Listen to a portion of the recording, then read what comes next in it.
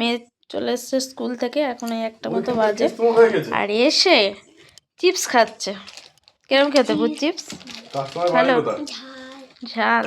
তো কালকে ছুটি ছিল স্কুল, আজকে স্কুলে গিয়েছে ও, আর এসে ওখানে চিপস খাচ্ছে। ও চান টান করবে, ভাত খাওয়াবো। আর আজকে দুপুরের রান্না হচ্ছে, দেখো ঢেঁড়স আলু দিয়ে কাতলা মাছের ঝোল করেছি একদম। আর শীতকালে একটা নতুন জিনিস খাচ্ছি, সেটা হচ্ছে কড়াই শাক ভাজা। এটা আমাদের মাঠে ফেলেছিল, তো তুলে নিয়ে এসেছিলাম কালকে বিকেলে, তো আজকে বানিয়েছি।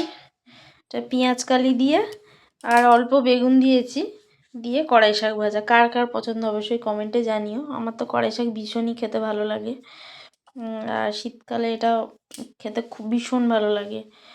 আর কিনতে তো পাওয়া যায়, কিন্তু কেনাগুলো অতটাও যেন ভালো হয় না, ওটা অনেক বড় বড় কাটে।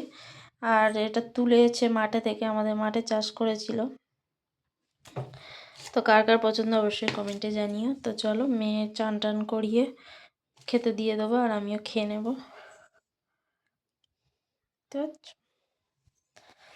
তো টাটা।